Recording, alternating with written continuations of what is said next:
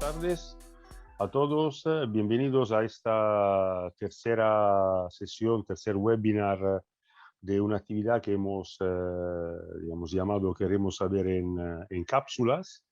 Y bueno, en esta tercera actividad, como siempre, también tenemos dos ponentes sobresalientes, dos expertos del sector.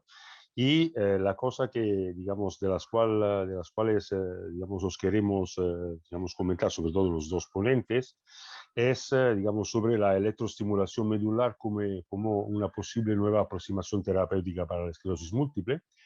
Y esto porque a raíz también digamos, unas noticias, ¿no? Unas noticias, novedades científicas muy importantes que vienen desde Suiza, donde un grupo de investigación muy importante allí, digamos, en Ginebra, en Lausanne, perdón, ha aplicado, digamos, esta terapia de electroestimulación en grandes lesionados medulares. Eso significa, sobre todo, personas con graves lesiones derivadas de la médula, derivadas sobre todo de accidentes de tráfico, ¿no? Entonces nos parecía muy interesante hacer digamos, esta sesión, bueno, como una posible aproximación de esta, bueno, nueva, la podemos llamar terapia, porque en realidad es una terapia, para los pacientes de la esclerosis múltiple, ¿no?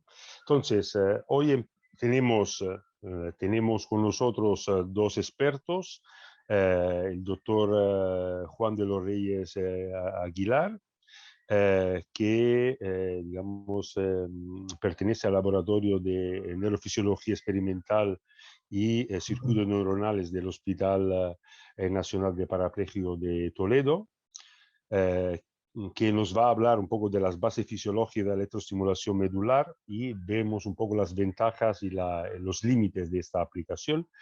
Y bueno, me ha gustado cuando hemos hablado en otro momento, esto digamos, que es un electricista, ¿no? de las neuronas. Eso es una buena, es una buena definición para un neurofisiólogo. Y después, digamos, tenemos con nosotros también otro neurólogo, el doctor José María Prieto, que es el jefe de neurología del hospital, el profesor asociado de medicina del Hospital Clínico Universitario de Santiago de Compostela, donde que nos explicará un poco bueno, la posible aplicación de esta estimulación eléctrica intramedular a los pacientes de esclerosis múltiple, y también, digamos, nos detallará un poco el proyecto que desde GAEM queremos fomentar y para los cuales también estamos intentando buscar financiación para ello. Entonces, yo diría, podemos, bueno, si quien ha asistido a las otras sesiones, de los otros dos webinars de esta, digamos, de este Queremos saber en cápsula, más o menos es siempre el mismo formato.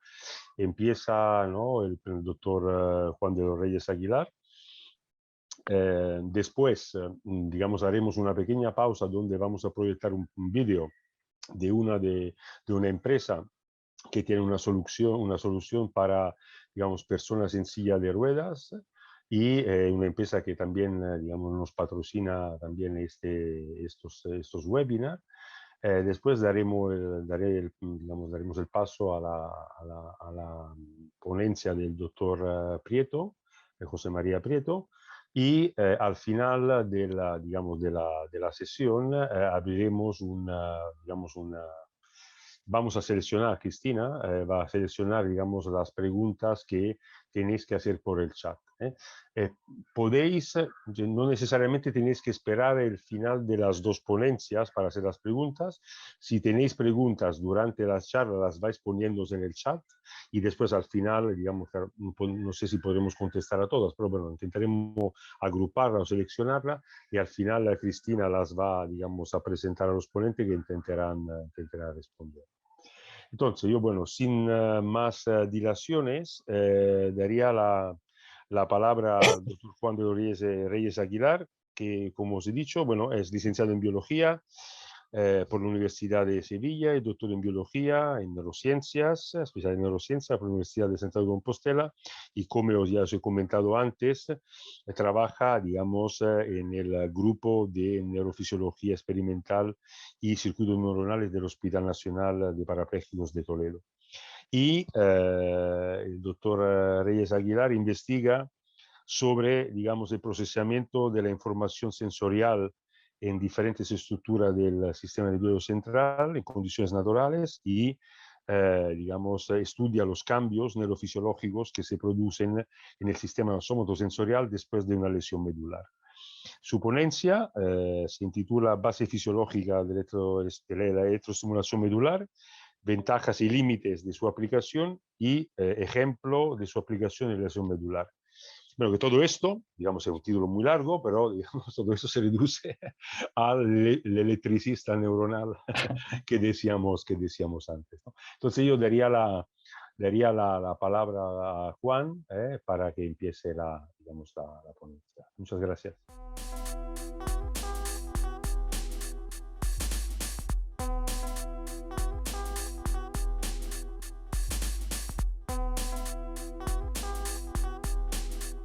Por supuesto, quiero empezar dando las gracias a la Fundación GAEM, a Marco, a Cristina, con quien he tenido contacto, pues, a los que me han invitado. Por supuesto, también al doctor Diego Clemente, que compañero del hospital, de uno de los laboratorios, dirige allí uno de los laboratorios muy relacionado con la esclerosis múltiple, ha sido lo que ha propuesto en mi perfil. Y bueno, detallando un poco la presentación, gracias por la presentación, Marco. Creo que exagerada, yo soy un electricista exactamente. Mi charla va en el sentido de dar el contexto o sin duda el escenario donde, y incluso el recorrido histórico para poder entender por qué ahora se puede hacer electroestimulación medular, porque, o sea, cómo ahora además hay pacientes con lesión medular que consiguen tener una calidad de vida mejor porque son más autónomos en la marcha, y si eso se puede luego aplicar, que será la última diapositiva y luego la discusión, también en pacientes con esclerosis múltiple. Desde luego, yo soy fisiólogo básico, es decir, trabajo con modelos animales para poder trasladar a humanos. Y siempre es un privilegio poder tratar con fundaciones, con pacientes, sobre todo con personas que tienen determinadas dolencias, para transmitirles, bueno, pues que están haciendo cosas y que se pueden llegar a logros que luego los clínicos, que son los que en realidad aplican, pues desarrollan, ¿no? Bien. Todo el mundo, pues, conoce las neuronas. Aquí tengo un dibujo de unas neuronas en las que tenemos, pues, clásicamente las dendritas. Todo el mundo se ha interesado, sobre todo cuando tiene una patología, por qué son las neuronas, ¿no? Pues las dendritas por donde reciben la información, el soma, que es el cuerpo de la célula, y el axón, que es por donde envía la información a la siguiente neurona con quien hace la sinapsis, los contactos. Y en el axón vemos aquí las vainas de mielina, que en determinadas patologías son las que se pierden por inflamación, por daño, etcétera, y son las que impiden que ese mensaje llegue de una neurona a otra. Bien, estos son dibujos que nos encontramos en los libros de texto bastante aburridos, pero he incluido en la diapositiva pues, algunas de las neuronas que nosotros vemos en el laboratorio, las teñimos nosotros, las estudiamos de manera individual, fijaros qué preciosidad, ¿no? Las dendritas tan largas, el axón que se ve, por ejemplo, en esta roja por aquí, es decir, sí que se cumple el esquema de la dendrita, el soma que lo tenéis aquí en el centro y el axón, pero mucho más bonita. Las neuronas son células electroexcitables, es decir, que funcionan con actividad eléctrica, electroquímica en realidad.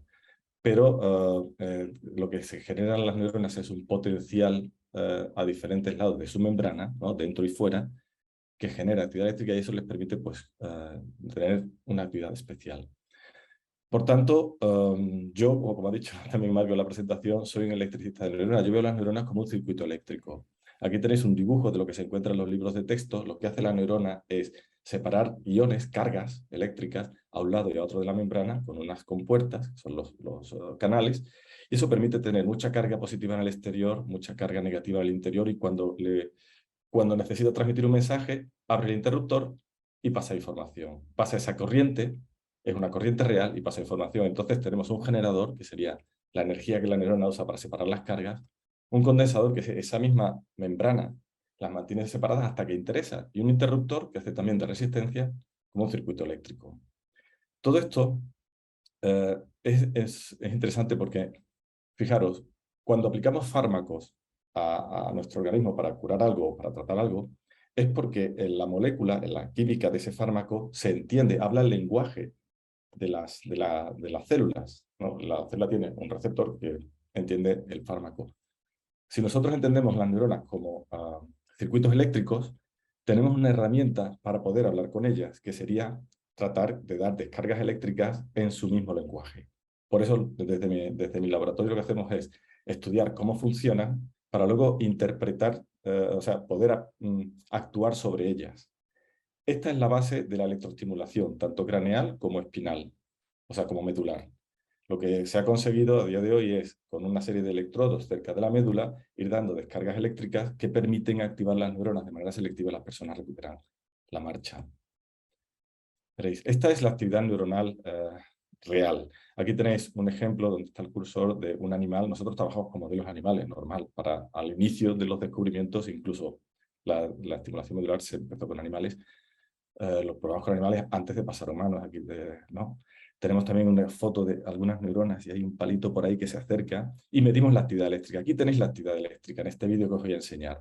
Las neuronas, si os fijáis, aquí veis milivoltios, no funcionan en voltios, como las luces de nuestra casa, funcionan en milivoltios, son pequeñitas.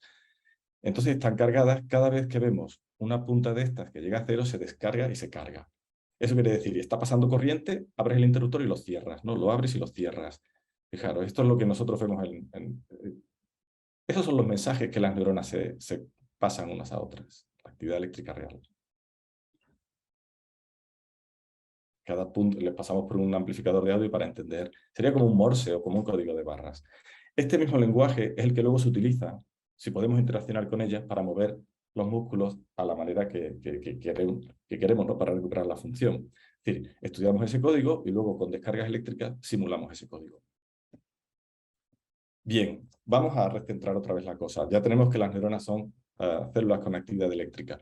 Vamos al sistema nervioso central.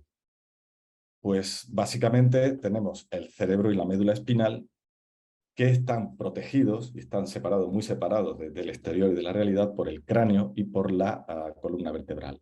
Si desnudamos el sistema nervioso central tendríamos una cosa. Si algo bastante sensible, es donde están las funciones superiores de nuestro cuerpo, donde pensamos, donde se regulan todas las funciones de los demás órganos, y esa es la razón evolutiva por la que está tan protegida. Esa protección al mismo tiempo nos impide interactuar directamente con las neuronas. Es decir, cuando hay que hacer una cirugía para el cerebro hay que quitar el cráneo, o cuando hay que hacer una cirugía medular hay que quitar la columna vertebral. Y está además lejos de la superficie. Pero también tenemos unos medios de llegar a ellas, serían los nervios periféricos, como veis en este dibujo de la derecha. Pues tenemos el sistema nervioso central en verde, y así en morado o en rosa fucsia, lo que serían los nervios periféricos, lo que conecta al sistema nervioso central con cada una de nuestras extremidades, los dedos, las piernas, la piel, ¿no? Y la musculatura. Bien. ¿Qué maneras hay de interactuar con el sistema nervioso central? Se han desarrollado muchas ya a lo largo de las últimas décadas, y además con éxito, que es una de las cosas que voy a empezar a poner aquí, porque es como desde aquí luego se llegó, primero se desarrolló la estimulación craneal y luego la medular. Hay una técnica que es la estimulación magnética transcraneal. Quizás algunos de vosotros, en algunas de las pruebas clínicas que os han hecho, tanto potenciales evocados como TMS, pues conocéis algunas de ellas, ¿no? Sí, o incluso para el tratamiento del dolor. La estimulación magnética transcraneal se basa en pulsos magnéticos que, por física, una vez que atraviesa el tejido, se convierten en pulsos eléctricos. Con lo cual, estamos dando pulsos eléctricos a la frecuencia que queremos para que las neuronas hagan o deshagan. Y está probado, y ya se aplica con éxito también, en un porcentaje importante, no es con todos, pero en un porcentaje importante de pacientes que tienen dolor crónico, que tienen depresión, que es uno de los trastornos que más despista, no se puede decir la clínica, porque muchas veces la farmacología no responden, y que tienen trastornos del movimiento. Hay otra técnica que es la estimulación con corriente directa. Se trata de poner cerca del cráneo, como veis aquí, el polo rojo y el polo, o sea, el polo positivo y el negativo, dos electrodos bastante anchos. Se pasa una corriente de baja intensidad que la persona no nota, pero que sí es suficiente para activar las neuronas. Igualmente se aplica con éxito en dolor crónico, en migraña. Últimamente se habla de que mejora la capacidad de memoria. Todavía andamos ahí. Hay estudios que dicen que sí, hay estudios que dicen que no. Y en la última década hemos desarrollado en el Hospital Nacional de Parapléjicos, el laboratorio dirigido por el doctor Antonio Oliviero, pues la estimulación con campos magnéticos estáticos. Se trata de poner un imán de gran potencia, no es un imán cualquiera, no es el que lleva los auriculares, de mucha potencia sobre focos del cráneo, de manera que se reduce la actividad neuronal. Y ya se están haciendo estudios en epilepsia, en migraña, y hay, de manera muy interesante, ensayos clínicos que se están desarrollando con esta técnica para ver si tiene efectos en Parkinson, en ELA y en el temblor esencial. Pero estas serían las técnicas no invasivas, es decir, no hace falta abrir el cráneo para llegar a las neuronas. Si queremos precisión, si hay núcleos profundos en el cerebro que se alteran, como en el caso del Parkinson, pues para actuar sobre ellos hace falta hacer una cirugía, abrir el cráneo y meter unos electrodos, como estáis viendo en esta radiografía de la izquierda. En realidad, esta técnica es muy utilizada, está muy bien estandarizada y tiene muchos beneficios, pero las técnicas invasivas no dejan de ser un riesgo, porque al final, situar un electrodo dentro del cerebro quiere decir que va pasando el electrodo a lo largo de otras estructuras que no son las de interés para la enfermedad y puede ir dañando venas, neuronas, etc. Siempre es un riesgo, aunque a día de hoy, como veis en los artículos que están por aquí abajo, que son las referencias, está completamente documentado que en muchos casos en los que el paciente lo necesita es completamente exitoso.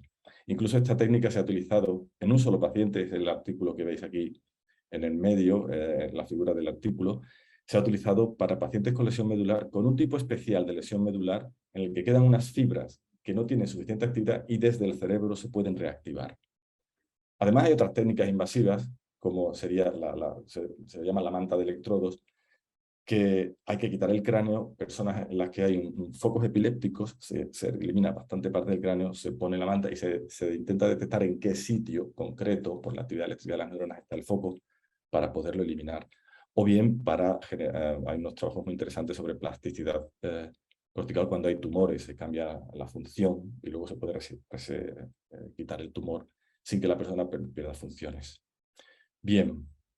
Entonces la cuestión es, el cráneo es muy accesible, al final el cráneo tiene 2 centímetros, podemos hacer estimulación no invasiva, estimulación invasiva y llegar realmente fácil al sistema nervioso, pero la médula espinal está lejos y tiene unas características que ahora paso a detallar de manera que se pueda entender un poco también tanto la complejidad de la estimulación epidural como los beneficios o la forma de abordarlo.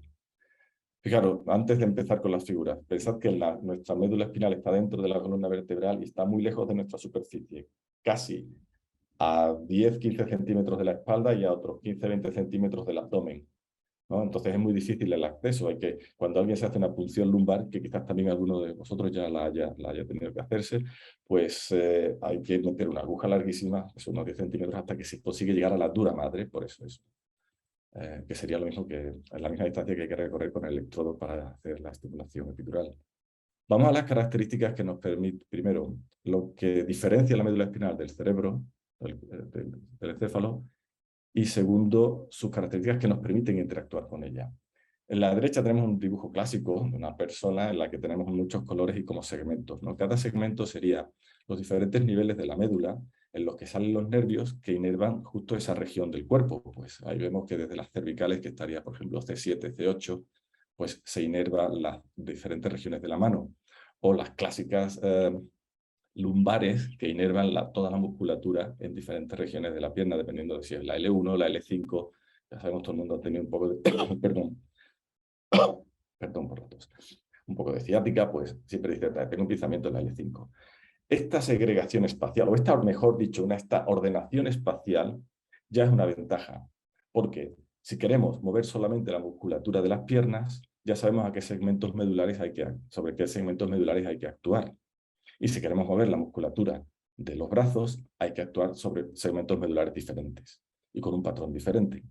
Entonces, una cosa que parece una complejidad, este ordenamiento ya nos resulta una ventaja. ¿Cómo entra la información y cómo sale de la médula espinal? ¿Cómo entra la información sensorial cuando alguien nos toca? ¿Y cómo sale para que nos podamos mover? Pues aquí tenéis en el centro el esquema de los diferentes segmentos medulares, donde esto sería el nervio que viene de cualquiera de nuestras extremidades, de la mano, por ejemplo. Fijaros, por la parte dorsal, por la parte de atrás, entraría la información sensorial y conecta con neuronas que salen por la parte ventral por la parte sí, exactamente ventral nuestra, que llevan la información para mover los músculos, justo en correspondencia desde el sitio desde donde está entrando la información sensorial. Un segundo, que estoy verificando, sí. Desde donde entra la información sensorial. Y hay aquí tenéis, como si lo hubiéramos cortado así en horizontal, la información entra dorsal, sale ventral. Pero todo esto, insisto, está muy lejos y muy protegido del exterior. Fijaros la resonancia, no es una resonancia, creo eso, una radiografía quizás, de cómo está la médula situada en el medio de la vértebra. Todo esto es la vértebra. Aquí tendríamos las vértebras, esto sería la médula, ¿no? Entonces, ¿cómo accedemos a modular la información que tenemos aquí para que las neuronas motoras puedan hacer lo que nosotros queremos? Ya nos está dando la clave la anatomía. Si las neuronas sensoriales se conectan con las neuronas motoras, al activar las neuronas sensoriales producimos un motor, una actividad motora. A ver, sí. Esto es lo que a diario también se hace en clínica, en el estudio de los reflejos. También a todos nos han sentado alguna vez en la mesa, nos han dado un martillazo en la rodilla. ¿Esto qué? Esto no es ni más ni menos que evaluar el nivel de daño o el nivel de salud que tiene la médula.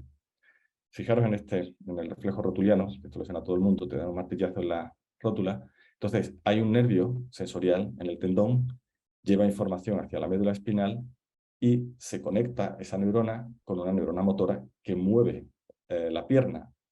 Cuando todo sucede bien, pues el reflejo es normal, perfecto, entendemos que la médula está sana. Pero hay situaciones en las que hay hiperreflexia o espasticidad y entonces la respuesta es desmesurada o no existe. Con lo cual, esta es una manera de evaluar la salud de la médula espinal. Tenemos reflejos más complejos, que sería el reflejo extensor cruzado, este que estáis viendo aquí. Esto aparece en los libros de medicina y de fisiología, pero lo voy a intentar explicar de una manera más sencilla.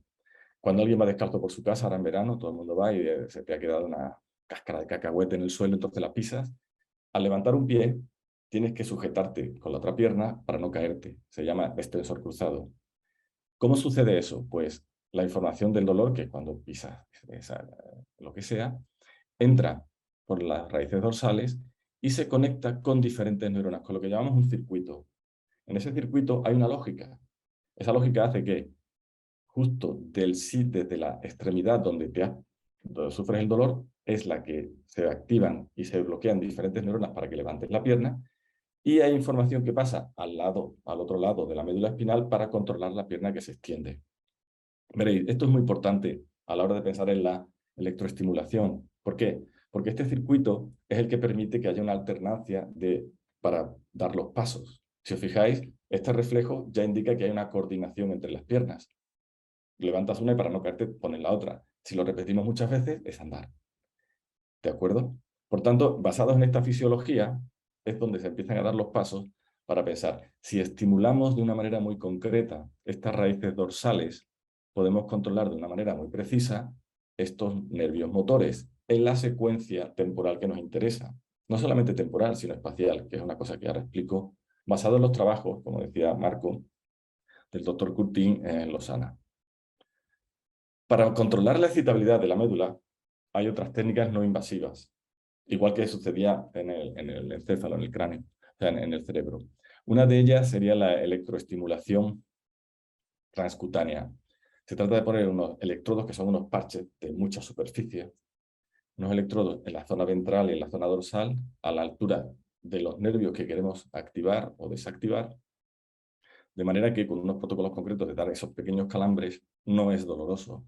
Pues se consigue que las motoneuronas, las neuronas que están en la médula espinal que controlan el músculo, tengan un nivel de excitabilidad mayor, con lo cual la persona que tiene determinadas debilidades motoras puede durante un tiempo beneficiarse de esa estimulación. Y como veis en estos artículos, pues está también muy probado.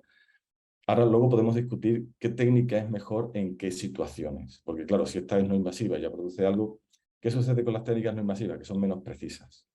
En este caso serían pacientes que tengan función motora no perdida del todo, con determinadas características a las que simplemente hace falta darles, como diríamos, un empujón para que se pongan en el nivel de actividad necesario. Pero luego, en determinadas otras patologías, como la lesión medular, es necesario ser invasivos. Hay que llegar a la médula, hay que llegar a la médula espinal, pero no al tejido nervioso, a la dura madre. Por eso se llama estimulación epidural. Hay una cosa que os he dicho antes con la estimulación invasiva en el cráneo. Cuando invadimos el sistema nervioso para tratar algo, para intentar corregir algo, también se corre el riesgo de dañar algo. Con lo cual, en la médula espinal, perdón por la tos, pero hoy ha sido uno de esos días que da positivo en el COVID y así estoy. Estaba diciendo, cuando se es invasivo siempre se daña algo de tejido. Por tanto, cuando se pensó en la estimulación de la médula espinal, se evita tocar el tejido nervioso y nos quedamos en la dura madre. Si vemos el dibujo de cómo está todo, o sea, la resonancia magnética esta, de cómo está la médula espinal dispuesta, tendríamos la zona epidural, entonces la dura madre estaría por aquí y la estimulación epidural va a venir por aquí. Lo explicará seguramente en la siguiente charla mejor el doctor Prieto. Aquí tenéis una médula espinal real. Estas raíces que veis por aquí son esos nervios que entran y salen para comunicarnos con el cuerpo. Y este tejido, que se ve aquí muy duro, que en realidad es duro, por eso se llama dura madre. Los científicos somos poco originales y poco artistas, y como el tejido era duro, se le puso dura madre, ¿no? Pues sobre ese tejido, para no dañar el tejido nervioso, es donde se pone esta estimulación. Sin embargo, permite actuar directamente sobre la médula. Y es algo que os voy a... va a 2 diapositivas después. Entonces, se puede poner un electrodo ahí que active estas raíces nerviosas, que son las que llevan la información dentro de la médula.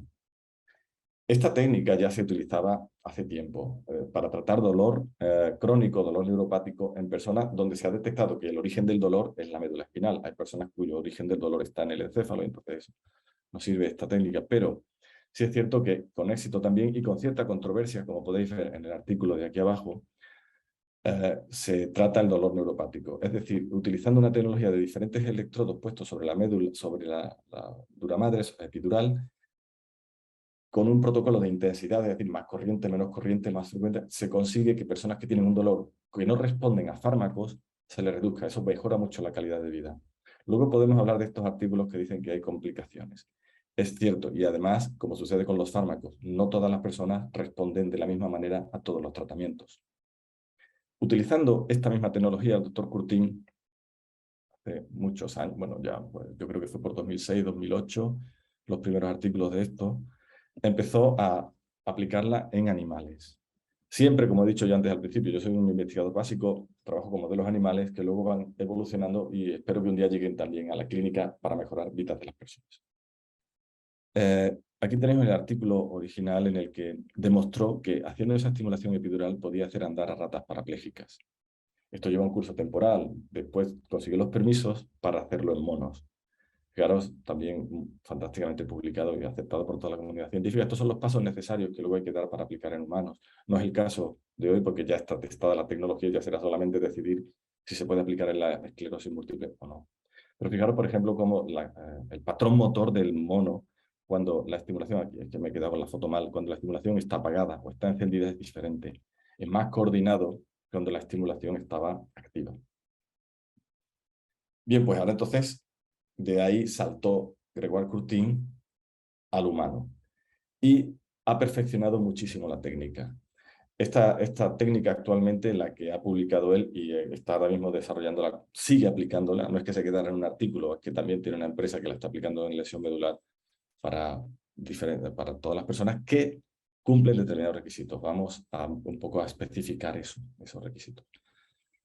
Basado en la anatomía, lo que os decía antes, esa ordenación espacial perfecta en la que sabemos que desde cada segmento medular se inervan diferentes músculos de las extremidades, Grégoire Curtin lo que hizo es, utilizando este electrodo, aquí lo tenéis a la derecha, que tiene muchas puntas, como muchas puntitas, es decir, muchas localizaciones donde el nervio que te interesa es el que tú puedes estimular y el nervio de más abajo no, o si te interesa mover un músculo y 3 segundos después, como sucede, o medio segundo después, como sucede en nuestra marcha, ¿no? En nuestra marcha las piernas se va moviendo un músculo en secuencia temporal con otro.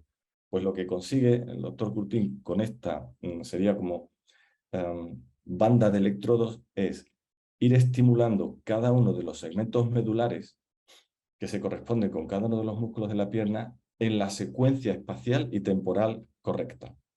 De manera que replica muy bien en una persona que tiene parálisis completa porque tiene la médula rota, replica muy bien con esta estimulación que la pierna haga el movimiento de andar.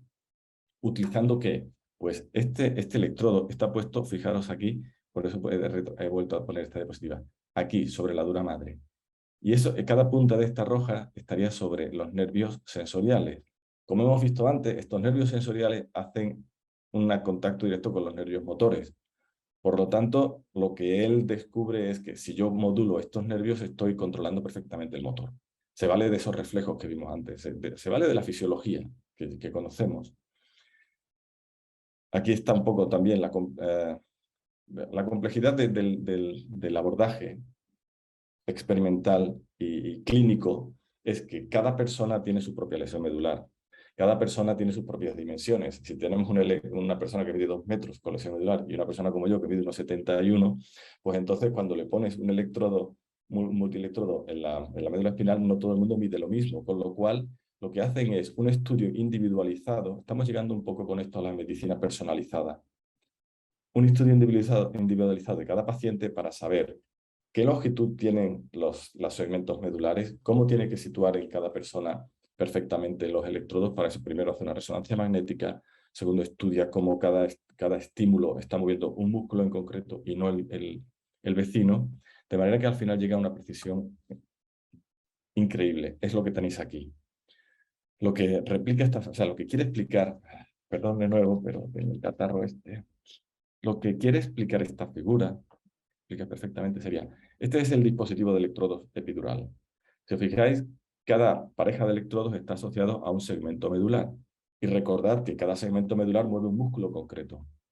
De manera que, activando la secuencia temporal, según replicando el patrón de marcha, para esto también este experimento y luego el abordaje real por el que las personas ya pueden recuperar la marcha, requiere también no solamente la fisiología y la cirugía y la clínica, sino un alto grado de ingeniería y de computación. Es decir, esto está, diríamos, no es asesorado, apoyado directamente la estimulación eléctrica por un sistema informático que es el que va generando este patrón de estímulos. A cada persona se le estudia, se le pone, los electrodos necesitan que alguien les dé la descarga eléctrica y esa descarga eléctrica va por un sistema informático. El sistema informático, los ingenieros lo que han hecho es replicar el patrón espacial y temporal de cómo la pierna se movería cuando se va a levantar mientras la otra está apoyada en el suelo. Cuánto tiempo debe pasar hasta que apoya una en el suelo y que empiece el movimiento de la siguiente. Esa es la secuencia que estamos viendo aquí. O cómo activar toda la musculatura de las piernas si la persona quiere estar parada de pie, no tiene que estar siempre andando. Con lo cual la complejidad ya no solamente es fisiología, es también ingeniería. Sin embargo, lo bueno, lo bonito y lo grande de este trabajo, yo creo que todo el mundo espera que se pueda aplicar a otras patologías, a otras enfermedades, es que las personas recuperan autonomía, calidad de vida, recuperan la marcha, ¿no? Empiezan a no depender de tanto o de estar en silla o de otras personas, con lo cual esto incrementa muchísimo la calidad de vida. Entonces, además, en diferentes trabajos, porque Warburton desde 2018 ha abordado diferentes problemas de la lesión medular. No siempre las lesiones medulares son completas, son también incompletas y los patrones de estímulo son diferentes. Es algo muy parecido a lo que sucede en la esclerosis múltiple. Cada persona tiene su propia esclerosis. No es que todas las personas tienen los mismos daños, con lo cual lo que consigue, la perspectiva de Gregor Curtin quizás también va a haber que aplicarla cuando la electroestimulación se tenga que aplicar en la esclerosis múltiple. Habrá que estudiar a cada persona y ver sus características, las posibilidades que hay y, por supuesto, el éxito que va a haber. Todo esto, por supuesto, ya digo, publicado muy bien y aceptado por toda la comunidad científica. Fijaros que una cosa que se recomienda en estos artículos es el ejercicio. El ejercicio va haciendo de retroalimentación. Las personas hacen ejercicio ayudados por la máquina, ¿no? Por la electroestimulación, y la máquina va aprendiendo el patrón motor. Es una retroalimentación. Esto, una cosa moderna de los días de hoy que le llaman inteligencia artificial. A la vez que el programador le dice a la máquina cómo se tienen que mover las piernas al inicio, la máquina se va adaptando al patrón de marcha de la persona. Y la persona, mientras más entrena, más aprende la máquina, con lo cual la fluidez del paso es cada vez mayor conforme va haciendo entrenamiento. Bien, hasta ahí los fantásticos resultados de Grégoire Courtine con la lesión medular. Y esperemos que lleguen más lejos. Quizás también están desarrollando ya la misma tecnología, no solamente para la marcha, sino para personas que que han perdido la movilidad de las extremidades superiores. Habría que hacer un implante a nivel cervical y, por supuesto, la musculatura y los movimientos de los brazos son diferentes, con lo cual todo el sistema informático y la secuencia temporal de estímulos va a tener que ser diferente. Pero parece que están haciendo unos adelantos importantes. ¿Cómo nos llevamos esto al escenario o al contexto de la esclerosis múltiple? Sin duda, la esclerosis múltiple, yo ante los pacientes y ante una asociación así puedo decir poco, pero desde luego es una enfermedad que tienen múltiples aspectos. Hay personas que están más afectadas en zonas del cerebro, hay personas que están más afectadas en la médula espinal. Y esa variabilidad hace que sea difícil también determinar en quién se podrá aplicar la electroestimulación. Porque, a ver, si las personas preservan la circuitería medular, porque los brotes estén lejos de la circuitería medular que permite la marcha, pues posiblemente sí se puede facilitar, aunque se haya quedado el cerebro desconectado de la médula y por eso pierdan la capacidad motriz, ¿no? Eso es un poco lo que quiero expresar con tanto texto aquí. Entonces, la tecnología, la perspectiva es que sí se podrá utilizar en esclerosis múltiple para restablecer la autonomía de movimientos, para mejorar la calidad de vida de las personas que sufren esclerosis múltiple. Pero al mismo tiempo es una patología diferente de la lesión medular. Por tanto, hay que tener en cuenta esto que pongo aquí, que serían un poco cuestiones que es posible que no a todo el mundo le sirva esta tecnología. Es igual que hay personas que no responden al paracetamol y sí responden al ibuprofeno. ¿De acuerdo? Pues las características de cada paciente o de cada persona con su propia lesión medular, dónde le está afectando, si más en regiones motoras, si más en regiones sensoriales, si no tienen dolor, si tienen dolor. Todo eso habrá que tenerlo en cuenta. ¿Por qué? Porque la estimulación, como hemos visto, la estimulación epidural se hace sobre las raíces sensoriales que entran en la médula. Y si la persona tiene dolor, se puede estar incrementando ese dolor. El dolor al final es una de las modalidades sensoriales. Si la persona no tiene dolor, va a ser más fácil aplicarla. Estoy poniendo uno de los casos que son posibles, desconozco qué porcentaje se da esto, ¿no? Pero habría que tener como mínimo en cuenta estos 3 puntos, ¿no? Que se podría aplicar en personas que cumplan determinados requisitos, como en cualquier estudio clínico, que habrá que tener muy en cuenta las características de la persona y que hay un tiempo, una vez que se decide implantar esta tecnología a una patología diferente, pues habrá, como pongo aquí, necesitará ensayos y ajustes. Posiblemente empezará un ensayo clínico, que es lo correcto, y se irán determinando a qué perfil de pacientes sí, a qué perfil de pacientes no, etcétera. Sobre todo con el fin de evitar incrementar el dolor o incrementar daño y con el fin de mejorar la calidad de vida, ¿no? Y por último, hay que tener en cuenta que cualquier enfermedad neurodegenerativa es personalizada. Nadie sufre la enfermedad del vecino. Puedes tener el mismo origen, el mismo origen patológico que tienes, pérdida de mielina, pero cada uno tiene su propia enfermedad. Por lo tanto, como ha hecho Grégoire Courtine con la lesión medular, como os decía antes, lo que ha conseguido es medicina personalizada. A cada paciente ha estudiado sus propias características y lo estimula de una manera individualizada. Ese es uno de los, quizás de lo que se abre para el futuro, de los retos, pero al mismo tiempo yo creo que de lo que está llegando ya, ¿no? De la ciencia a la clínica, que es que ya no se van a tratar las cosas de manera generalizada, sino cada paciente tendrá su propio tratamiento. Esto ha sucedido, siempre pongo el ejemplo cuando hablo de estas cosas, en el cáncer. Antes, en los años 80, la quimioterapia era bombas para todo el mundo, daba igual el cáncer que tuviera. Hoy día se está llegando a que un cáncer de mama se trata diferente a un cáncer de testículo y se trata diferente a un cáncer de lo que queráis pensar. Hay quimioterapia, inmunoterapia dirigidas contra determinados cánceres. En el caso del sistema nervioso central, lesión medular, esclerosis múltiple, esclerosis lateral amiotrófica, cualquiera de las patologías que estudiamos, se tendrá que llegar de alguna manera a esto, ¿no? Y creo que en este sentido la estimulación epidural, medular, es inspiradora, porque lo que transmite Grégoire Courtine es esa medicina personalizada.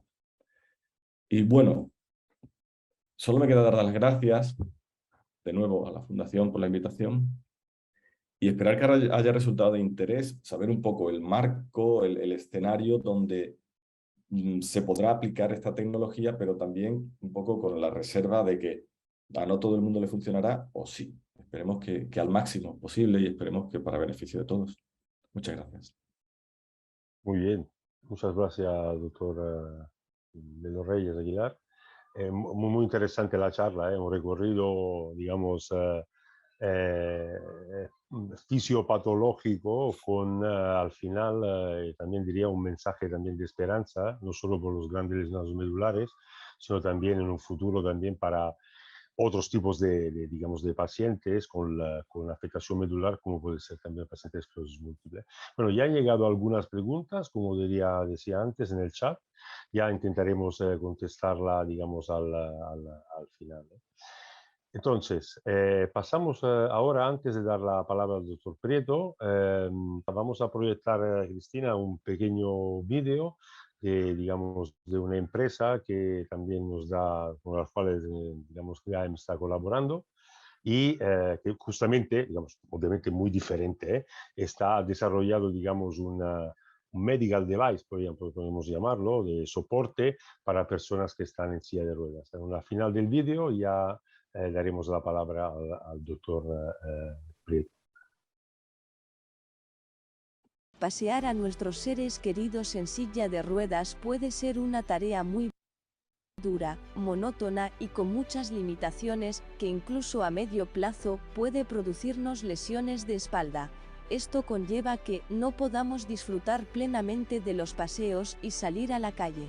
Pero gracias a Moevo, esta situación ya ha cambiado. Descubre este sencillo sistema que te permite pasear cualquier silla de ruedas manual y que también transporta al cuidador o acompañante, que es el que la maneja.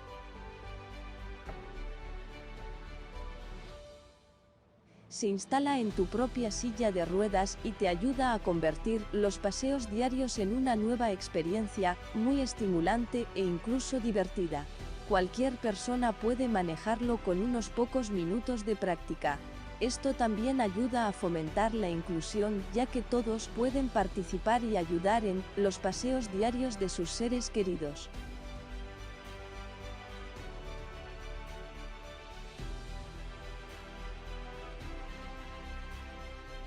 El sistema Moevo se hizo popular durante la primera crisis del COVID-19 en España, ya que sus equipos ayudaron a los sanitarios del Hospital de IFEMA en Madrid a transportar a los pacientes durante esos duros primeros meses.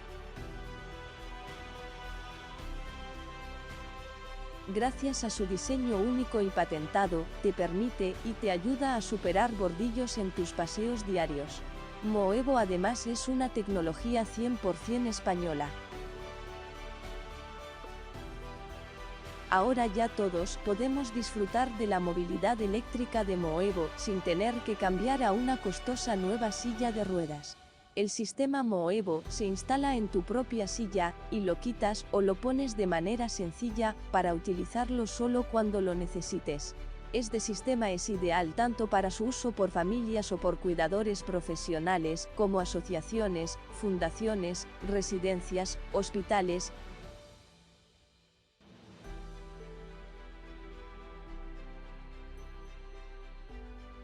La Fundación GAEM y Moevo han llegado a un acuerdo para que los asociados de GAEM puedan disfrutar de las múltiples ventajas de la innovadora tecnología Moevo, el único sistema de movilidad para sillas de ruedas que transporta tanto al paciente como al cuidador.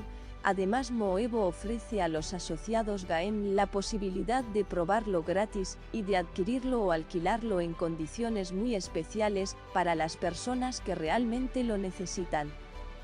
Para más información, visítanos en www.moevo.com o por email a info@moevo.es.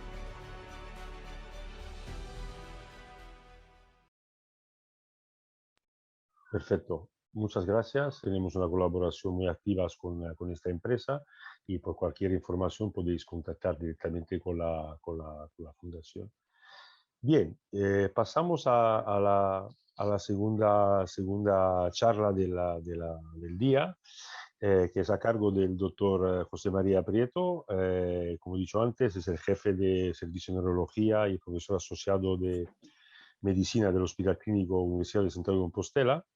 Y el doctor Prieto es actualmente presidente de la Sociedad Gallega de Neurología, presidente de la Fundación Neurológica Compostellana y presidente del Consejo Médico Asesor de Esclerosis Múltiple España, y es miembro de diferentes comités de consejos editoriales de revistas científicas y participa de forma muy activa en proyectos de investigación y ensayos clínicos. Y además de esto, es un gran amigo de la Fundación, que siempre que le molestamos para nuestras actividades, digamos, siempre responde con mucho cariño.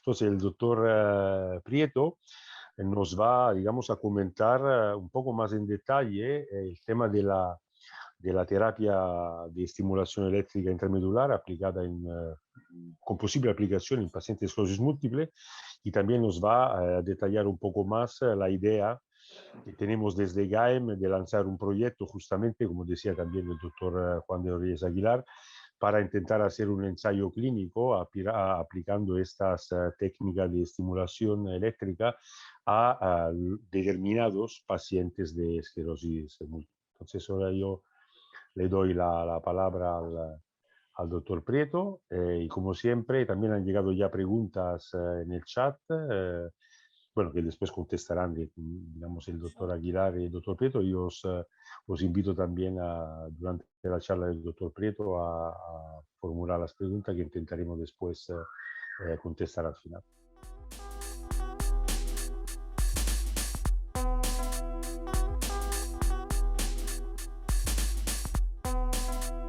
En primer lugar, muchísimas gracias, Marco. Muchas gracias a la Fundación GAEM. Gracias a ti por la presentación tan cariñosa. Yo resumiría diciendo que soy un neurólogo con muchas curiosidades, que hace 30 años me dedico a tratar y a ver pacientes o ayudar a pacientes que tienen esta enfermedad tan tremenda que es la esclerosis múltiple. Voy a a ver si se comparte primero la pantalla, que quiero comprobarlo. Solo confirmar que se ve correctamente. Sí, se ve ahora sí. Perfecto. Como decía, yo hace 30 y pocos años que me dedico a ver pacientes de esclerosis múltiple y hemos vivido, bueno, pues podría decir que he vivido casi la historia de los tratamientos eficaces en esta enfermedad. Por eso, aunque antes el doctor Aguilar hizo una exposición extraordinariamente detallada y muy clarita de lo que consiste la enfermedad, me voy a permitir remarcar 4 aspectos importantes para entender por qué este proyecto tiene tanto interés. Si tuviera que hacer un resumen de la historia de la enfermedad, habría muchos hitos, ¿no?, que marcar, pero yo diría que hay estas 3 claves históricas. La primera, cuando en el año 72 un grupo danés descubrió una relación directa entre determinadas alteraciones del sistema inmunológico y genéticas en el cromosoma 6 y la enfermedad. No es una enfermedad hereditaria, ya lo quiero adelantar. El segundo hito fue, lo remarco aquí, no sé si se ve el puntero, pero fue una publicación en el Lancet en donde John describió por primera vez en un cerebro vivo las lesiones de la esclerosis múltiple, y supuso esto una enorme revolución en el diagnóstico de la enfermedad, no solamente para el diagnóstico, sino también para el tratamiento, para el seguimiento, perdón, de la enfermedad.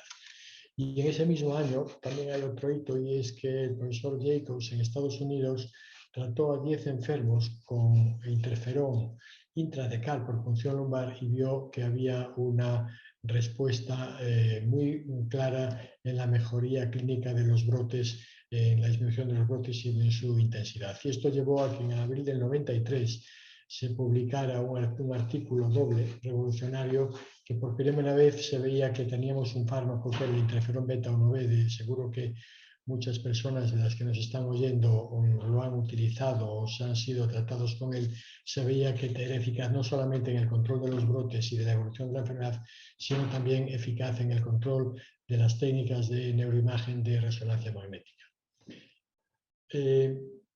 Más o menos por esta época, no voy a detallar ahora los tiempos, aunque están ahí abajo, Fred Lublin estableció una clasificación que no deja de ser, como toda clasificación, una estructura artificial, pero de alguna forma nos hemos que organizar, y estableció que los pacientes de esclerosis múltiple podían tener una forma en brotes de la enfermedad. Pasados unos 15-20 años, esas formas en brotes ya dejaban secuelas, dejaban alguna alteración, como se ve aquí, y poco a poco iban dejando secuelas, convirtiéndose en lo que él denominó una forma secundaria progresiva. Él denominó, y todavía seguimos denominándolo. Y había otro pequeño grupo, más o menos un 10-15% de pacientes, que tienen una forma que se llama progresiva primaria. Y es una forma más gráfica en que el paciente poco a poco, a partir de una edad alrededor de los 35 o 40 años, empezaba a sufrir un deterioro motor, fundamentalmente en la deambulación, y es lo que llamaba una forma progresiva primaria de la enfermedad. Hasta este momento, ya hasta hace bien pocos años, teníamos tratamientos para las formas en brotes, veíamos que sí había brotes, pero no disponíamos, desde hace muy pocos años, disponemos de fármacos que pueden actuar en esta fase secundaria progresiva o incluso en las formas primarias progresivas de la enfermedad. Hago esta clasificación por lo que después seguramente comentaremos al respecto de la estimulación del proyecto que se va a presentar de estimulación medular. Bueno, como dije antes, yo tuve probablemente la suerte de llegar en el momento oportuno, y es que cuando aparece el betagerón, desde entonces, fíjense, todo el arsenal terapéutico que tenemos, 15 fármacos, ni más ni menos. 15 fármacos, que es un problema, afortunado por supuesto para nosotros, porque muchas veces nos es difícil decidir cuál sería el más apropiado a cada paciente. Y antes el doctor Aguilar y el propio Marco también nos lo dijo el doctor Pugliese, de la medicina personalizada, porque no todos responden a lo mismo y no todas las esclerosis múltiples son iguales. Pero este es un problema afortunado, pero en cualquier caso, a pesar de todo este arsenal terapéutico, todavía tenemos un porcentaje muy alto de pacientes mayores que nos gustaría, que tienen una forma de la enfermedad que les lleva a un trastorno progresivo de la deambulación, o incluso a necesitar apoyos o una silla de ruedas para sus desplazamientos. Y esto se debe a que, aunque esta es una gráfica muy clásica y no les quiero aburrir, se debe a que al principio la enfermedad tiene muchos brotes, como se ve aquí, pero a medida que pasa el tiempo, los mecanismos inflamatorios, como ven aquí en verde, van perdiéndose y van predominando los mecanismos neurodegenerativos. Y esto es importante, y antes lo comentó el doctor Aguilar con mucho tino, porque, claro, la enfermedad, hay un momento en el que empieza a progresar, la discapacidad va cada vez a más, y muchas veces nosotros tenemos la sensación de no ser capaces de controlar la enfermedad debidamente con los fármacos.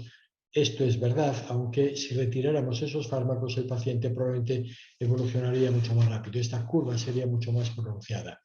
Aquí es donde nosotros vamos a tener los primeros problemas. Y de hecho, seguro que muchos de ustedes han visto que cuando van a la consulta se le hacen una serie de preguntas acerca de si tiene brotes, si progresa o no la discapacidad, es decir, si tiene cada vez más dificultad para deambular, para desplazarse, o incluso si necesitan, como ven aquí, ayuda para caminar. Y después evaluamos una serie de parámetros, como son la resonancia magnética, si hay lesiones que captan o no, es decir, si hay actividad inflamatoria activa en ese momento, si hay atrofia cerebral o no, y una serie de marcadores biológicos y de escalas de calidad de vida que nos van a decir cuándo está progresando la enfermedad o cuándo estamos siendo ineficaces en el tratamiento. A pesar de todo ello, y lo pongo aquí de esta manera, como ven, la escala de DSS no es lineal, sino que hay un momento determinado en donde pasamos de una discapacidad moderada a severa, es lo que puntuamos entre 3 y 4, y aquí hay como una inflexión, es decir, cuando el paciente está en esta situación, nosotros estamos teniendo problemas para controlar la enfermedad. Es como si hubiera un salto cualitativo y cuantitativo en la discapacidad, que probablemente hace que en estos momentos las técnicas de que disponemos no sean suficientemente eficaces, y aquí entran los ensayos clínicos, no solo con fármacos nuevos, sino este ensayo clínico que vamos a comentar. De alguna manera, lo que sí sabemos es que en la esclerosis múltiple, como digo al principio, predomina el componente inflamatorio y posteriormente predomina el componente degenerativo. No van uno primero y otro después, sino que van simultáneos, pero los predominios es lo que hace que nosotros podamos ser más eficaces al principio y menos eficaces después. Porque además de esto hay una serie de síntomas y de signos que están ahí ocultos y que son muy importantes y que muchas veces incluso tengo que decir que no preguntamos. Y fíjense, por ejemplo, cuando uno lo pregunta a pacientes con esclerosis múltiple, fíjense lo que le importa a un paciente con esclerosis múltiple. Básicamente le importa el poder caminar, es decir, parece que hacer el diagnóstico de esclerosis múltiple es un diagnóstico de un futuro en una silla de ruedas, afortunadamente cada vez menos, pero todavía desgraciadamente lo tenemos. Y además de la dificultad para caminar, que es la mayor preocupación, de ahí la importancia de este ensayo que se quiere presentar, sino que también le preocupa el no perder la visión y el no perder la capacidad cognitiva. Con diferencia con respecto a otros muchos síntomas como son la fuerza, la sensibilidad, la ausencia de dolor, en fin, otra serie de síntomas. Disculpen que estoy desde el hospital y se ve que están ahora aquí trabajando en un momento más inoportuno, siguiendo la ley de la máxima puñeta, pero espero que me escuchen bien. Eso es el porqué del reto de tratar esta situación ya evolucionada de la esclerosis múltiple. Es decir, como se dijo antes, se llama múltiple porque hay múltiples lesiones en el sistema nervioso central, es una causa de discapacidad en pacientes a partir de los 15-20 años de evolución de la enfermedad y además los pacientes cuando no los tratamos o a pesar en algunas ocasiones del tratamiento pueden llegar a secuelas graves que le obligan a utilizar silla de ruedas para sus desplazamientos, con lo que esto significa incluso no solamente de secuelas motoras, de enfermedades articulares, sino incluso de alteración en la calidad de vida. Hace pocos meses, seguro que algunos de ustedes pudieron ver que había 3 equipos de Lausanne, la Clínica Mayo y Louisville que mostraron los beneficios de colocar estimuladores medulares para poder ayudar a pacientes con una lesión medular traumática. Bueno, esto nos animó un poco también y animó a GAES y por eso los felicito a plantear una posible solución en los pacientes de esclerosis múltiple porque es una intervención neuroquirúrgica en donde se implantan los electrodos a nivel cervical y se sigue después de un periodo obviamente de rehabilitación, solo el aparato no funcionaría y solamente en este caso se presentaba para pacientes con formas de parálisis completa, es decir, con una paraplegia. Me van a permitir que les enseñe este vídeo, vamos a ver si soy capaz de hacerlo funcionar, en donde el doctor Pugliese lo explica con mucha más claridad de lo que puedo explicarlo yo.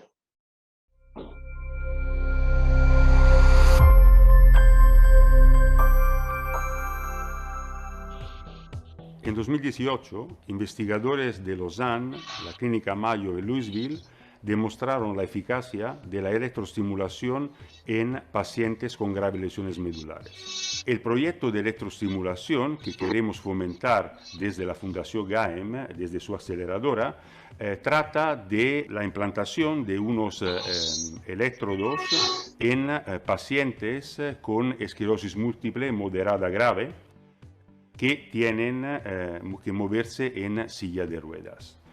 En estos pacientes se implantarán unos electrodos a nivel de la médula espinal cervical y estos electrodos son capaces de emitir unas señales eléctricas simulando las mismas señales eléctricas que emite el cerebro y que permiten a las personas caminar. Tras sesiones de rehabilitación, los objetivos del proyecto son demostrar una aumentada capacidad de deambulación, de manejo de las extremidades superiores, del control de los esfínteres, del dolor de la fatiga e en línea general una mejora en la calidad de vida de estos pacientes.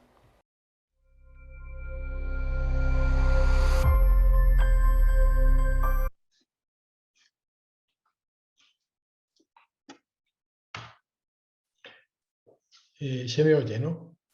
Solo confirmármelo. Sí, sí, perfecto, perfecto. Ya les he silenciado porque fue el momento más inoportuno. Bueno, me parece que lo que acaba de explicar el doctor Pugliese ya casi obvia lo que yo voy a decirles, pero realmente los objetivos del proyecto son, por supuesto, en primer lugar, evaluar la seguridad de la técnica colocando unos electrodos a nivel cervical y la tolerabilidad de la técnica y además, por supuesto, lo que perseguimos, que son signos de eficacia de la estimulación medular en pacientes una forma medular moderada grave. Ya él mismo en el vídeo creo que acaba de contestar algunas de las preguntas que he visto en el chat que nos hacían, pero no solamente es recuperar o ayudar a mejorar la función motora tanto de extremidades superiores como inferiores, sino también otros aspectos como puede ser el control de esfínteres, como puede ser el control del dolor. ¿Qué implicaciones tiene? Caramba, a nadie se le va a escapar que realmente si llegamos a un momento de la esclerosis múltiple en el que el paciente no tenemos una buena opción terapéutica o no tenemos ninguna opción terapéutica, poder recuperar pacientes que puedan deambular de una manera más o menos autónoma, aún con ayuda, sería un éxito extraordinario. Hay que partir de que la población con una progresión grave relacionada con la deambulación serían alrededor de un 10%, o incluso yo me atrevería a decir un poco más de los pacientes con esclerosis múltiple, depende un poco del tiempo de evolución, representaría en España alrededor de unos 3.000, 4.000 enfermos, es una cifra no pequeña, unos 50.000 aproximadamente en toda Europa. Entonces, este tipo de estudios creo que es fundamental. Yo quiero felicitar a la Fundación GAEM por el valor de ponerlo en marcha, sabiendo lo difícil que es no solamente ponerlos en marcha, sino reclutar los pacientes y coordinar todos los equipos neuroquirúrgicos, neurorehabilitadores, neurólogos, etcétera. Pero si me permiten que lo resuma y ya prácticamente termino con esta diapositiva, es un estudio piloto abierto en un centro de pacientes único de pacientes con esclerosis múltiple y que tiene secuelas moderadas o graves de la enfermedad. Aquí posiblemente tengamos más posibilidades de mejoría que un paciente en donde no tenemos ninguna opción de mejorar su motilidad. Pero esto también habría que estudiarlo. Por lo tanto, serían pacientes que tienen una EDSS, una discapacidad medida con esa escala que sea igual o inferior a 7. Pretenderíamos estudiar 10 pacientes durante 12 meses, como dijo el doctor Pugliese, en el que además habría 6 meses de terapia de estimulación medular, 6 meses de seguimiento después de la intervención, de la implantación de electrodos a nivel cervical y, por supuesto, siempre asociado a una terapia rehabilitadora. No tendría sentido ningún ensayo clínico de estas características sin contar con un servicio de rehabilitación especial y específico en este estudio. El objetivo primario, como he dicho antes, es la seguridad y cambios en la velocidad de deambulación medidos a los 6 meses, y hay una serie de objetivos secundarios como son el manejo de las manos, de las piernas superiores, escalas de discapacidad, control de esfínteres, fatiga, dolor, en suma, mejorar la calidad de vida. Todo esto explorado, evaluado o reevaluado, mejor dicho, al menos un año después de la implantación del electrodo y el inicio del estudio. Hay otra serie de objetivos secundarios o exploratorios como son posibilidad de cambios en la resonancia magnética medular o de cambios probablemente más claros en los trazados de los potenciales evocados motores o de los evocados sensitivos. El equipo investigador aquí en Santiago estaría formado por mí como neurólogo, por el doctor Gelabert, que es el jefe de servicio de neurocirugía, que se demostró entusiasmado con esto, y por el jefe de servicio de rehabilitación de mi hospital, el doctor Jesús Figueroa, que también está entusiasmado con la posibilidad de poner en marcha esto. El asesor científico es el doctor Pablo Yoslada, que conocido por muchos de ustedes, neurólogo y profesor asociado en la Universidad de Stanford.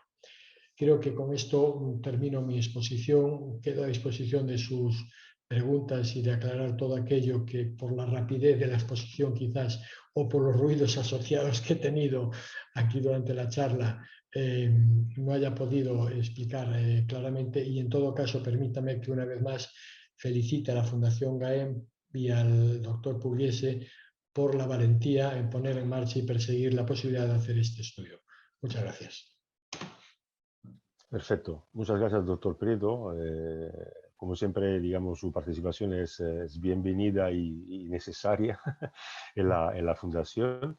Bueno, yo diría que, bueno, ya hay una serie de preguntas, algunas de las cuales, bueno, pueden estar ya contestadas por el doctor Prieto y el doctor Aguilar, pero dejamos el chat abierto para que se puedan hacer, digamos, más preguntas. Bueno, desde la Fundación GAEM solamente decir que de momento este proyecto está sobre papel, en el sentido contamos con la parte, digamos, con la colaboración absolutamente necesaria del hospital Dr. Prieto, de todo, digamos, su equipo y más equipos digamos, del entorno del Hospital de Santiago de Compostela. Como ha dicho, aquí se necesita, aparte, digamos, la parte de neurología bien cubierta por el Dr. Prieto, necesitamos, digamos, una colaboración muy activa de los neurocirujanos y obviamente es un proyecto donde se necesita, digamos, una parte de rehabilitación muy, muy, muy importante. De momento el proyecto está sobre papel, en el sentido que tenemos un outline, digamos, un diseño del protocolo y también, como decía también el doctor Juan Aguilar, Juan Rodríguez Aguilar, se necesita hacer, digamos, como todo ensayo clínico, pero en este tipo de ensayos más, una estricta selección de los pacientes, ¿no? Entonces, tenemos identificado sobre papel, repito, digamos, qué tipo de paciente podría participar con digamos, una EDSS superior a 7, entonces significa pacientes que ya están en silla de ruedas. Y la cosa que necesitamos, no sobre papel, pues, digamos, una cosa que necesitamos más real también, es, digamos, la financiación para poder lanzar un proyecto de este estilo, que es un proyecto que aunque pensamos que podamos incluir 10 pacientes, es un proyecto que tiene un coste, digamos, bastante elevado. Entonces, desde la Fundación ya estamos activamente también buscando digamos, financiación activa y abriremos pronto también, digamos, una tarea de fundraising, como va de moda ahora, para, digamos, buscar financiadores, microfinanciadores que nos permita también dar un empujón al proyecto, ¿no? Entonces, y ahora, de momento, veo que hay varias preguntas, mucha gente pregunta, he visto cómo se hace para participar. Bueno, estas son preguntas también el doctor Prieto puede contestar.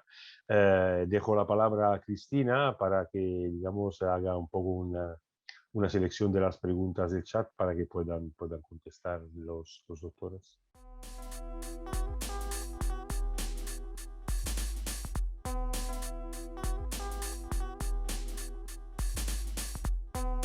Hola, buenas tardes. Intento hacer una selección, pero igual voy a repetir alguna pregunta o ya alguna cosa que se ha contestado, pero bueno, yo creo que está bien que se explique de nuevo. A ver, nos preguntan si la electroestimulación podría servir para controlar los esfínteres. En principio, perdón. No, Juan, adelante. Es que ya lo comentaste tú antes, por supuesto, adelante. No, en principio sí hay que dar con el protocolo correcto, con el nervio correcto de control de esfínter. Es decir, eso tiene... la respuesta en sí, la cuestión es, la tecnología nos va a permitir acceder a ese nervio que controla... Porque claro, habría que controlar diferentes esfínteres. Hay personas que pierden solamente la capacidad de uno de ellos. Pero la respuesta es sí. Yo sé que en el hospital de parapléjicos, porque por supuesto los parapléjicos también pierden control de esfínter, en la unidad de urología tiene tratamientos para vejiga neurológica, pero no sé si ya tienen algún tipo de implante eléctrico, igual que el marcapasos diafragmático. La verdad, creo que sí, que se hace, pero no lo puedo asegurar. La razón que no lo puedo asegurar, yo estoy en la unidad de investigación, sí que tengo colaboraciones con clínicos, tengo publicaciones con clínicos, pero a nivel del cerebro, no a nivel de la urología. Si me permites, Juan, por complementar lo que acabas de decir, efectivamente sí que hay estimuladores ya, incluso el propio TENS en algunas circunstancias los urólogos lo utilizan para controlar esfínteres. El resultado es que es muy pobre y la técnica de estimulación medular con estas características seguro que nos permitirá por lo menos un control similar, pero yo confío y espero que un control mejor. Y hay motivos además para pensar que va a ser así. Luego con las preguntas, hay una persona con neuromelitis óptica que pregunta si se podría estudiar su caso o a día de hoy sería descartado. Él habla de dolor cervical y dorsal y intercostal, que no responde a fármacos ni intervenciones de la unidad del dolor. Bueno, no me atrevería a decirle con esta técnica que sí. Depende cuál es el motivo, si es un dolor neurogénico o dolor de tipo neuropático, que entiendo que es ese tipo de dolor, generalmente es muy complicado de controlar y no me atrevería a confirmarlo. desde luego, el intento siempre hay que hacerlo y probablemente algunos componentes del dolor, como pueden ser las contracturas, como puede ser la propia espasticidad que tiene el paciente, eso probablemente se podría mejorar con un estimulador de esas características. Me gustaría contestarle de una manera más contundente, ¿no? Pero desde luego el intento hay que hacerlo, dado que si no tenemos otra posibilidad, pues no la tenemos, ¿no?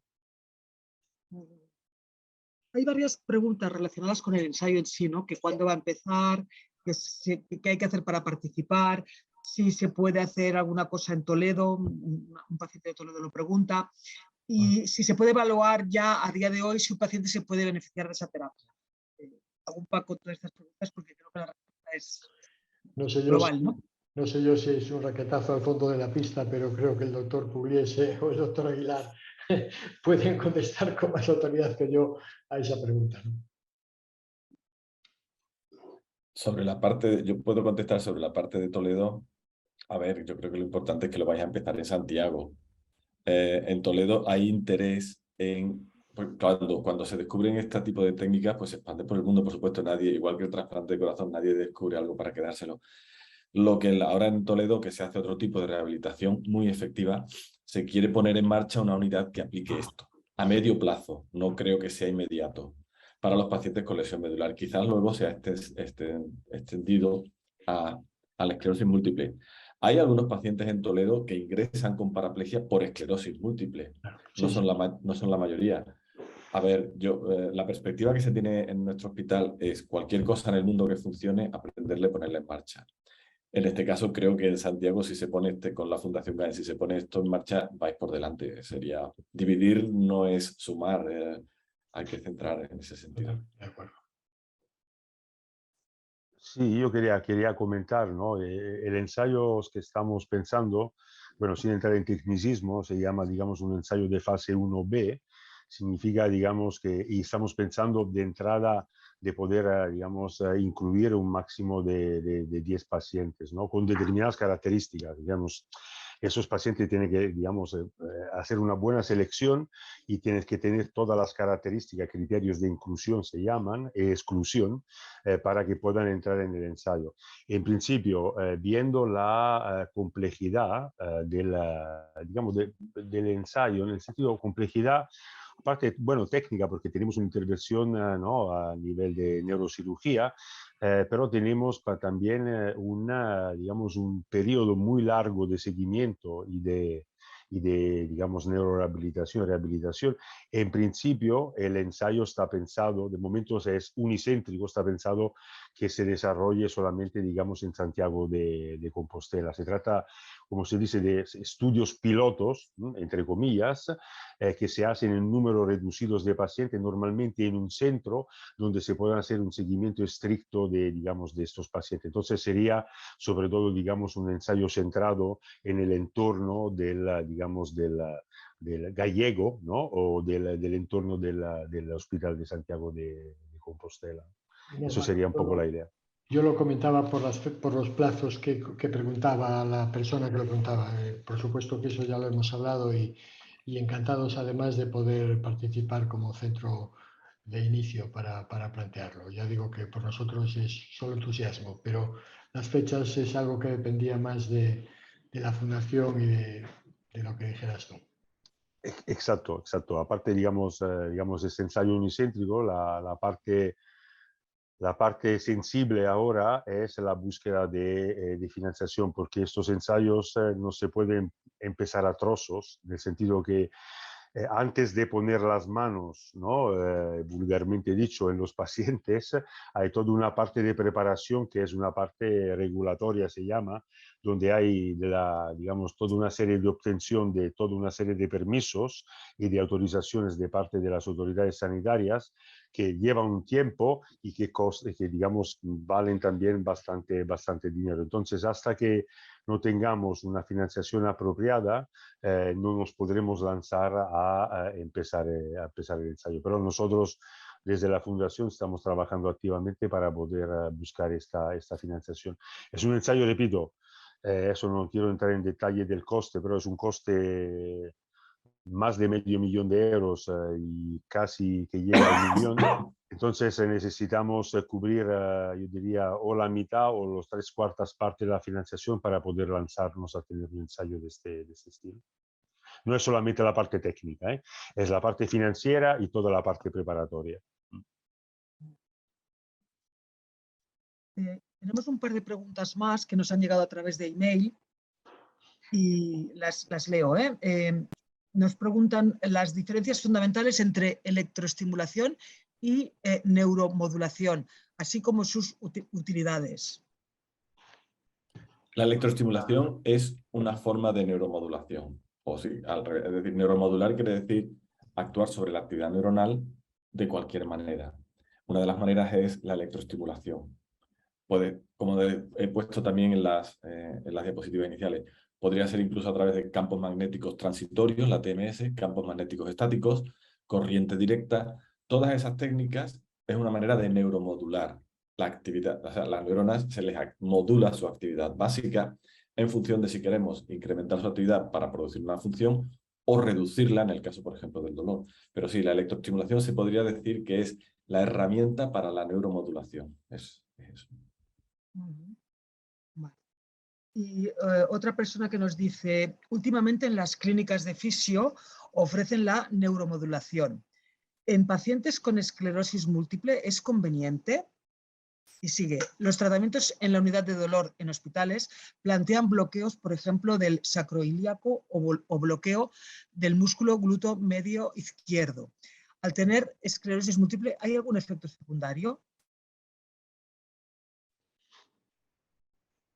Juan, contesto solo dos cosas. Ese tipo de técnicas en los pacientes de esclerosis múltiple se pueden utilizar y no hay contraindicación, no hay problema, ni si están o no con tratamiento. Otra cosa es que sean de la utilidad que uno perseguiría, ¿no? Y esto no sé si, Juan, tú queréis hacer algún comentario, me parece, ¿no? No, yo la parte está más clínica sobre precisamente el bloqueo de los nervios y tal, creo que eres tú el especialista que tiene que... Yo quería hacer un poco un comentario sobre la electroestimulación o la neuromodulación en fisioterapia. A veces se están aplicando técnicas que no son las que se aplican en clínica o que no están referenciadas. Pueden tener cierta utilidad, pero creo que hay que tener cuidado cuando se hace de una manera así. Por ejemplo, y sucede igual que en los gimnasios. La gente se compra un electroestimulador, se hipertrofia el músculo. Muchas veces se puede producir más dolor. Entonces, no tengo ninguna duda de que cuando los fisioterapeutas la aplican, lo hacen con la mejor, primero con buena base, segundo, pero no siempre. Para todo funciona todo. Es una de las cosas que estábamos aquí comentando. Entonces, pónganse en buenas manos y sobre todo no se extrañen de que algunas cosas no funcionen. Otras preguntas que han llegado. Esta técnica ya se ha aplicado a pacientes con otras patologías. ¿Qué sabemos de los posibles rechazos o efectos adversos tras la cirugía? No tengo información en los artículos científicos sobre esta técnica en concreto, sobre los artículos de Gregoire Courtine. Hay ya más grupos del mundo que han replicado esto. Sobre todo porque ahora hace falta a largo, como también estaba comentando Marco y el doctor José María, a largo plazo hay que ir, en los ensayos clínicos lo pondrán de manifiesto, cuánto tiempo se puede tener el implante y si hay daños secundarios. Por ejemplo, en la estimulación cerebral profunda del Parkinson, corrígeme por favor, José María, si me voy de... es muy efectiva, pero los electrodos no pueden estar siempre. Hay un momento en el que pueden ser foco de infección, etc. Y durante un tiempo se tienen, mejora mucho el paciente y durante un tiempo hay que sacarlos, igual que para el trastorno obsesivo compulsivo. Pero en los artículos de Gregoire Courtine no tengo conocimiento de esto. Uno de los artículos que he puesto en las diapositivas hablaba de que no siempre, decía que hay como decir, cuando se ha aplicado la estimulación epidural para el dolor crónico, no siempre ha sido efectivo y ha producido algunos efectos. Pero yo creo que ese artículo bien leído es en el contexto también de lo que estamos hablando. Posiblemente no va a servir para todo el mundo, dependiendo del origen del dolor crónico, posiblemente. Y esas son las cosas por las que un ensayo clínico tiene sentido, por las que un ensayo clínico es necesario. ir definiendo cuándo sí y cuándo no. Yo creo que has dado con la clave, con la respuesta clave, es decir, no todos los enfermos son iguales, no en todas las enfermedades vas a tener la misma respuesta y como efectos secundarios, si es la respuesta directa a la pregunta, creo que básicamente son efectos secundarios, desde luego inmediatos, infección, las complicaciones de una cirugía de la implantación de electrodos, que bueno, son poco frecuentes, pero hay que tenerlas en cuenta, y a largo plazo yo lo desconozco. Entiendo que a largo plazo el mantener un electrodo que no está estimulando la médula, pero que no está haciendo un efecto, desde luego no tendría ningún sentido, como mantenerlo sin más. No sé, Marcos, si tú tienes más datos o si disponéis de más datos de los grupos, de estos 3 grupos que han trabajado con el problema y sobre todo saber cuántos han respondido y cuántos no, claro, pero como efectos secundarios se me ocurren los efectos secundarios inmediatos de cualquier cirugía y de cualquier implantación invasiva en el sistema nervioso, ¿no? Hay que tener en cuenta que, como decía yo cuando explicando la técnica, una de las ventajas es que no es como lo que he dicho antes del Parkinson, no entra en el parénquima, no entra en el tejido nervioso, se queda sobre la dura, con lo cual las complicaciones serían esas, una posible infección inmediata o en los primeros días, pero que vaya a hacer más daño es no imposible, pero improbable. Esa es la idea, sí.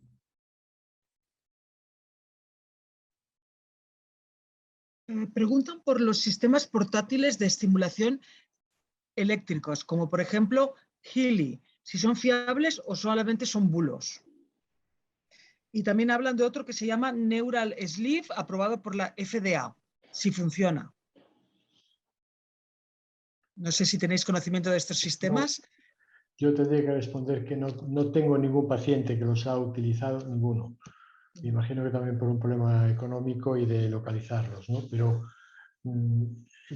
si vale la respuesta desde Galicia, y entiéndame que estoy hablando desde Galicia con todo lo que eso pueda significar, a ver, cuando una cosa funciona de una manera clara, no está oculta durante mucho tiempo. Es decir, se impondría de una manera más o menos inmediata. Lo hemos vivido en medicina y en neurología en varias ocasiones, y en la múltiple también, ¿no? Con la resonancia, por ejemplo, no necesitó mucho tiempo para imponerse como la técnica principal el diagnóstico. Cuando este tipo de técnicas no se ha implantado de una manera sistemática en centros con pacientes que tienen alteraciones medulares graves, incluso como puede ser el hospital de parapléjicos, me imagino que uno podría poner en cuestión su real utilidad, ¿no? Yo la pondría en cuestión.